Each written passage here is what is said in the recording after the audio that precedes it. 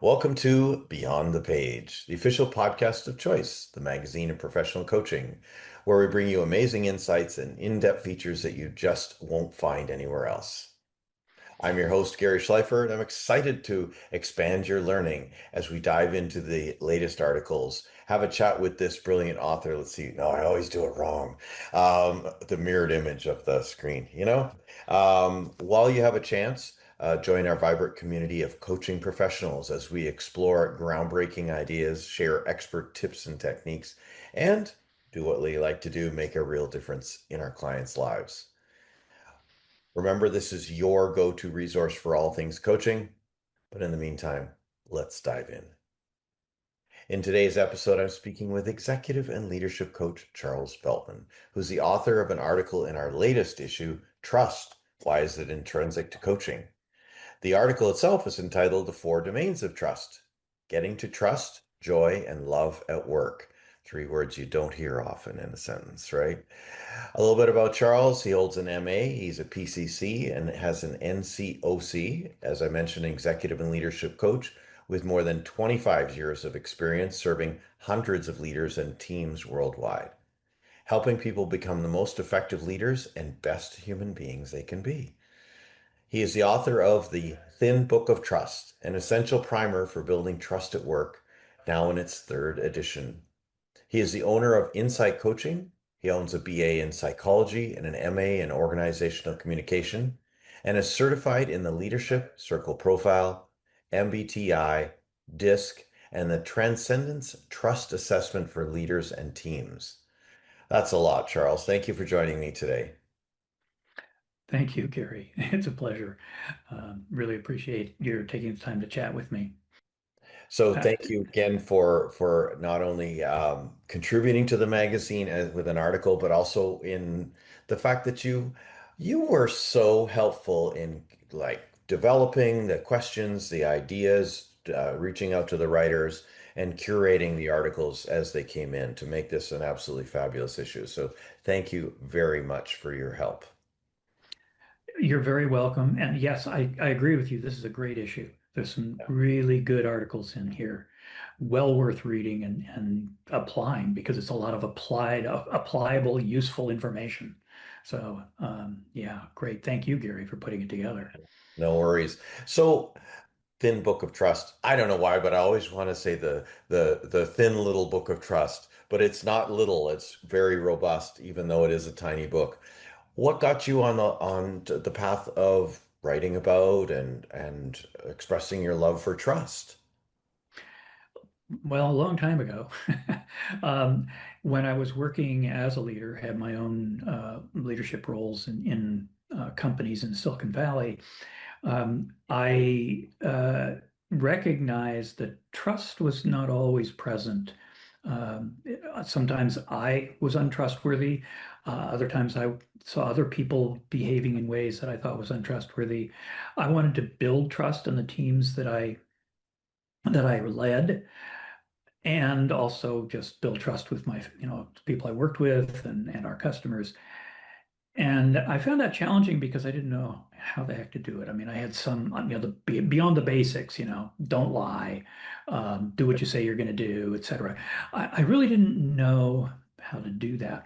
When I left that world and went out on my own first as a consultant, and then not long after that as a coach, I took a coach training program in which one of the things that was given us was a kind of framework, if you will, for how to take this kind of amorphous word trust, Mm, which can be interpreted in a hundred different ways, and make it much more specific and useful in terms of how people can talk about it, how people think about it, how they can look at themselves and say, am I being trustworthy? Look at other people and say, are they trustworthy? And if not, where are they falling short? It had three trust domains. As you know, my current model, which I've been working with for about 20 years, has four trust domains. So I added one along the way. But I found that as I worked with clients, so often trust was an issue. It came up in one-on-one coaching and working with teams. And applying this framework really helps people figure out how to build and sustain and even repair trust when they need to. Well, before we get too much further, so the issue of trust is now in print. Get it? Issue of trust? No? Oh, Okay. nice. Yeah, nice segue. Nice, Gary. But let's get right into what's a common misperception about trust. So this is one that I find often, not always, but often people see trust, even, people who've been kind of talking about and thinking about trust themselves for a while, they see it as binary. That is, either I trust this person completely, everything's good, or I don't trust them at all. And there's no middle ground. There's nothing, no gray area of trust. It's either all or nothing, which leaves us with very few choices. If I trust someone, I think I trust this person, and then they do something that looks untrustworthy to me, right away, I become concerned. Maybe I can't trust this person anymore at all in any way. And one of the things that I try and get across the bridge to people, actually, it's part of whenever I work with a group or an individual. This is kind of like one of the core pieces. Trust is not binary. It's dynamic. There are different aspects of trust, and I can trust you or anyone else in one of these, or two of these, or four of the, or three of these aspects, and not trust in one of them.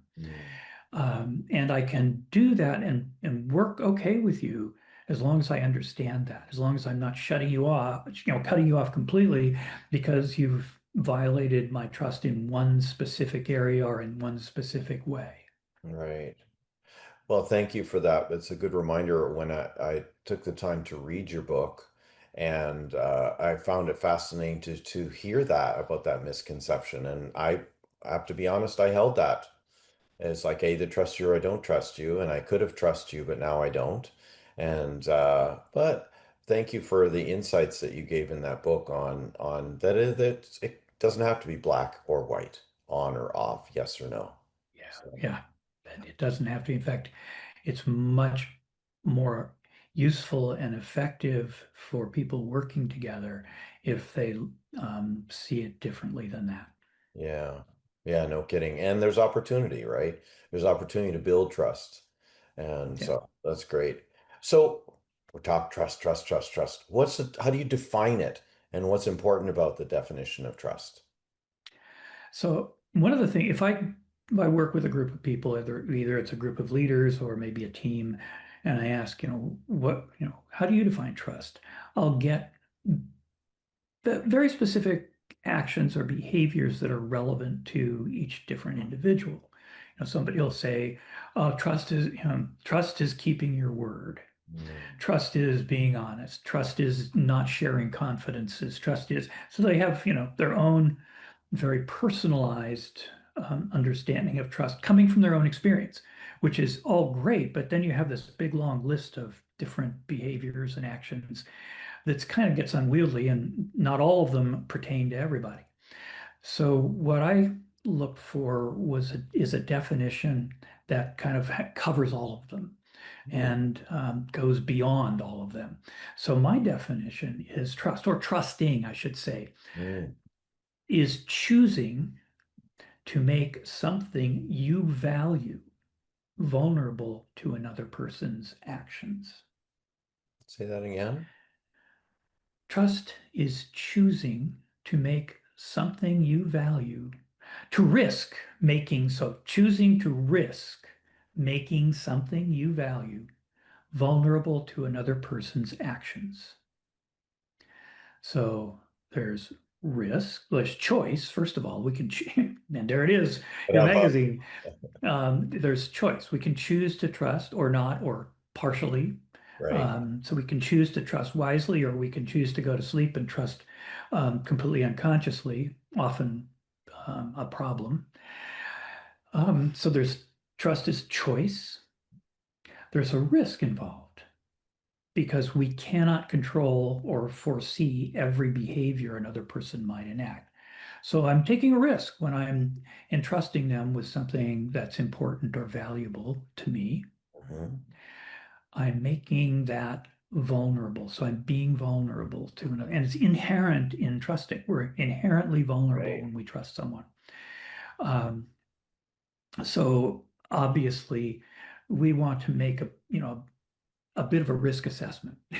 Is this person actually going to um, keep my whatever it is that I value safe? They're not going to harm it or harm me in some way if I trust them. So one of the things that comes out of this when I'm working with either individuals or teams, somebody comes to me and says, I don't trust so and so.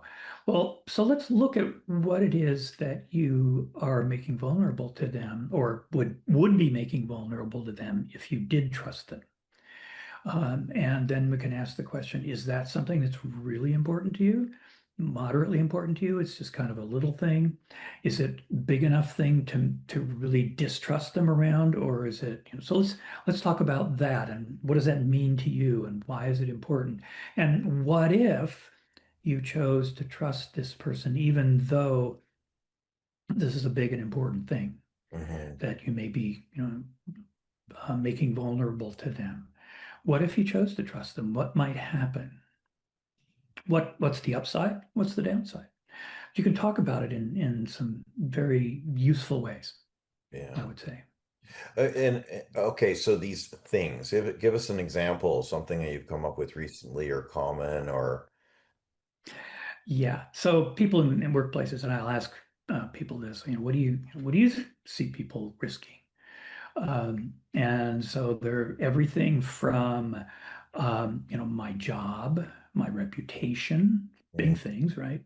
Yeah. Um, down to oh, this is the way I like to do things. Hmm. And if I trust it, trust you, I'm trusting that you'll either follow the way I like to do things, or at least help me, be honest with me and help me accept that you might do them a little differently, and that's okay.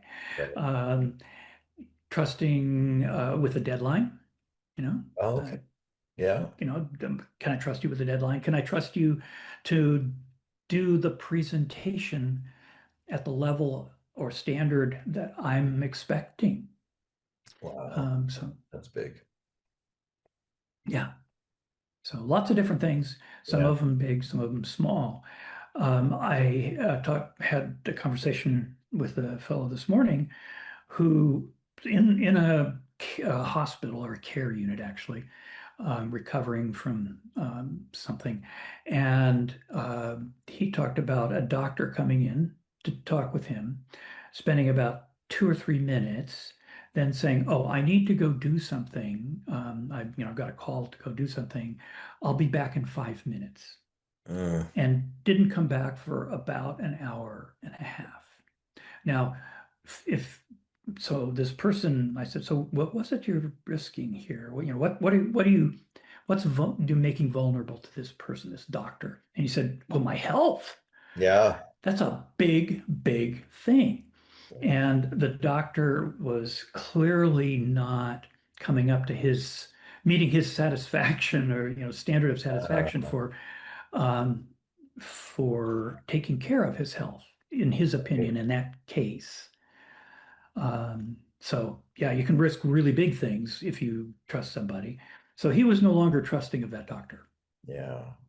Well, and that's one of the key things around trust too is honoring your word.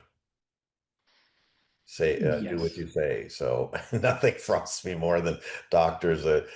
They have you've got to be there at a certain time, but they don't.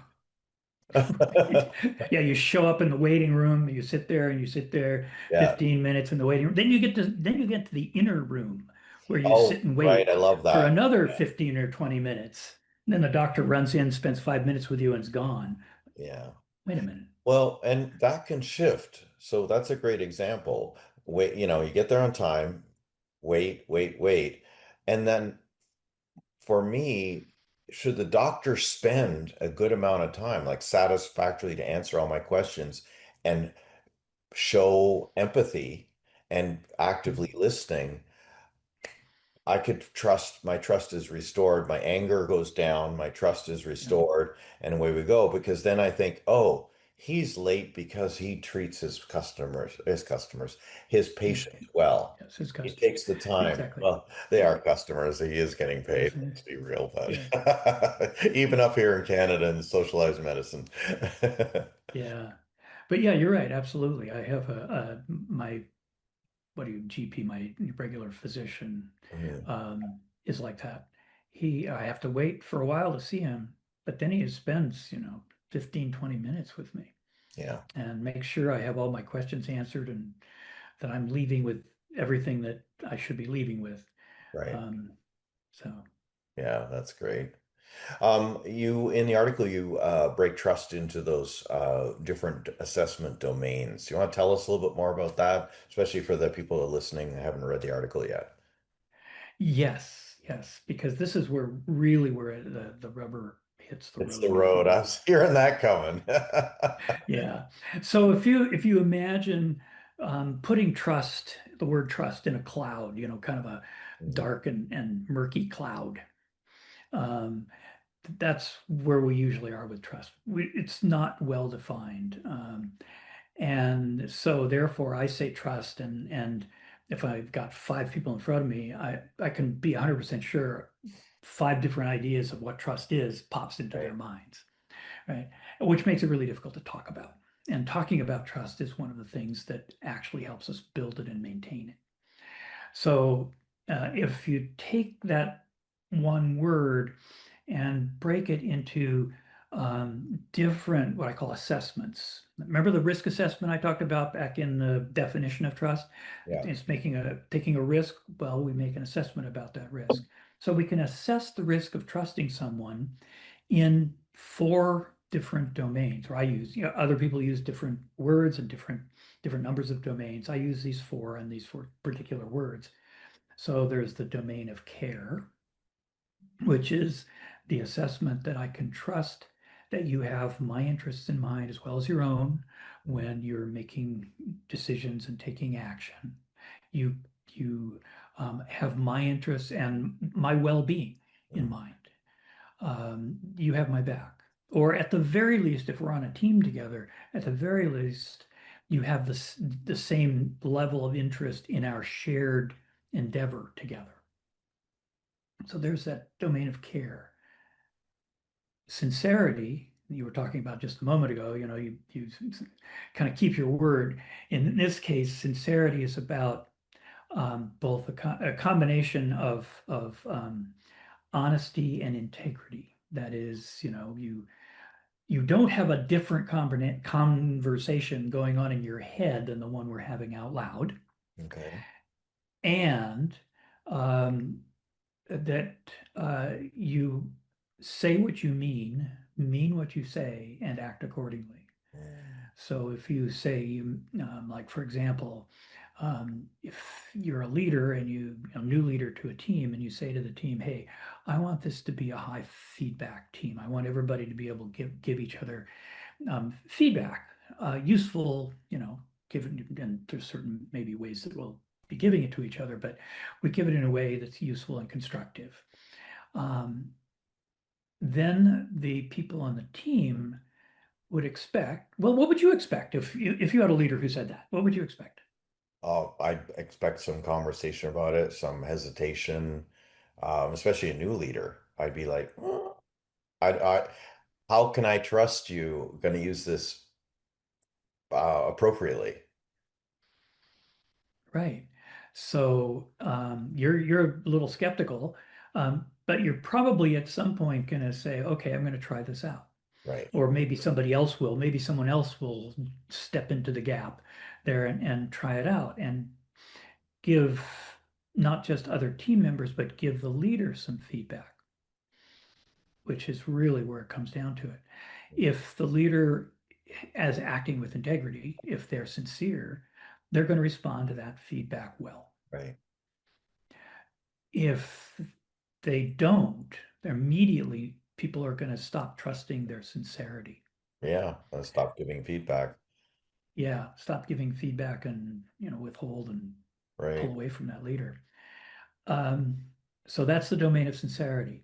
There's the domain of reliability, which is meeting the specific commitments or keeping the specific promises you make. Like, I will, I'll be there for this podcast I'll be back in five conversation, minutes. or I'll be back in 5 minutes or whatever. But making a specific commitment or promise and keeping it. Right. Okay. So that's around reliability. So I trust that if I see you doing that often enough, it may break down a couple of times, but if I see you doing that most of the time, I'll trust your reliability. I will continue to, work with you in that way of trusting that. And then finally, competence, which is about your knowledge, expertise, Mhm. experience, capability, all that kind of stuff. And that you have what it's going to take to do either what you're proposing to do or what I'm asking you to do. Or if you don't, I can still trust you. I will probably still trust you if you say, you know what, I don't know how to do that. I need help. Mhm. That also builds trust in that domain. So the nifty thing about these four domains is now I can say, okay, I can ask a client. Client says, I don't trust so and so. I can say, okay, let's look at the four trust domains. In which domain or domains are you finding it difficult to trust that person? Mhm. So say the client says, I don't believe that they are being completely honest with Right. me. Okay, so tell me about what's leading you to that belief. What specific actions or behaviors can you come up with and tell me about that would lead you to believe that he actually is not being completely honest with you? Right. And then are there things that you've seen him do that and say that contradict that? Um, and so we can have a conversation now that goes right down to very quickly from I don't trust this person to what are the behaviors and are these, is this a valid assessment? Mhm. Or maybe you want to question that assessment. Yeah. Well, thank you for explaining all of those and also weaving in that there are some overlaps there, right? Like it's not a four quadrants. It's like, because I heard insincerity and reliability connected in here, some of your examples and competency and reliability and things like that. So it's like you said in the asking your client, so which one or more of these domains might work? Um, Shifting gears, go back to the original, the title of your article, Four Domains of Trust, Getting to Trust, Joy, and Love at Work. Okay, where did that come from? Because I'm talking to a lot of people that aren't having a lot of love at work or joy. Yeah, I know. I know. And I think personally, I think that there should be a lot more of it at work. And I believe that trust is a fundamental, it's a precursor. It's you have to have trust in order to really be able to participate in and experience love and joy with the people you're working with and doing the work that you're doing. There's a quote in my book right at the, right at the very beginning, in fact, from a guy named Walter Anderson. He says, "We're never so vulnerable than when we trust someone. But paradoxically, if we cannot trust, neither can we find love or joy." And I've loved that quote I was looking for quotes to put in my book, right? You do those kinds of things, Yeah, yeah. right? So, and I came across that quote and I said, this is it. This is really this is the big payoff Hmm. from developing and maintaining trust Right. is that we can actually get to experience joy and love Mhm. that are built on top of trust. Yeah. So, So it's possible, but yeah, it's it is tough. possible. And it's not possible without trust. Yeah. So, good reason to build it. And even if you don't ever experience joy and love, you'll still feel a lot better about yourself and the people you work with if there's a sufficient level of trust that you have in them and they in you. Yeah. Well said. And well, thank you again for not just your book, but the article and this conversation. What would you like our audience to do as a result of all of your wisdom and Yeah. trust? Well, I'd say first of all, just buy the book and read it and put it to use in your own life. Right. I get emails or notifications over in LinkedIn or whatever from people who have read it who just write to me to thank me for writing the book and putting it out there because and I don't like, okay, great, but it's helped that they're saying that it's really helped them, it's been invaluable for them. And I would like it to be invaluable for all of the listeners here as well. I think trust is really important and it takes attention and intention Yeah. to really honor it and build it. So do that, get the book, read it. I'm not going to get rich over selling books. I'm going to, No, apparently the nobody does. value, the value for me is when somebody emails me and says, wow, this was really important to me, this book. So that's great. Also, I run a program called the Trust at Work Certification Program, and it's a 5 week, uh, 1 hour, an hour and a half a week program, and the fall program is just about to start. It'll start on next Tuesday, but Mm, you can still register, and you can find out about it on my website at insightcoaching.com. So www.insightcoaching.com. Um, and let's see, I think those are the main things. Just yeah. think about trust, pay attention to trust, be intentional about building it. Oh, and one more resource that I would like to mention. I have a podcast which I do with Ela Edgar. The two of us do it together, and we have guests periodically, and sometimes it's just the two of us. We call the podcast Trust on Purpose, and you can Mm. find it anywhere that you can find podcasts. So go check Yeah, it out. like ours. Well, thank you. And just another credit to you, a number of authors referred to your book and the domains inside of their article to support what they were talking about. So it's Charles Feltman and Trust and the Thin Book of Trust everywhere. And interestingly, obviously, my computer is listening to me because in my Amazon list of picks today, it had your book. Amazon is actually promoting my book. Yay, go Amazon. Yeah, you may make another dollar today yet. Yeah, that's about right. $1 a book. Yeah. Yeah. You just gave your website. Is that the best way to reach you? The website is great. You can also reach me on LinkedIn. Just, look for Charles Feltman. I think there's only one Charles Feltman on LinkedIn. Okay. No, actually, there may be another. I don't know. But I'm the Charles Feltman who is associated The with the Thin Thin Book Book of of Trust. Trust. Yeah. So you can find me that way. And it's also Charles at insightcoaching, all one word.com. Charles at insightcoaching.com. Awesome. Thanks again, Charles, for all of your work in curating and putting this together with us and to the world. I trusted you from the moment we started working. Sorry, I don't know if you hear that in the background. My dog is barking. Oh, no. Uh, oh, good, Trust, good, trust good. that to happen on a call. Yes. Yeah. Well, Well, thank you, thanks Gary. again. It's been fun working with you. I've really appreciated it.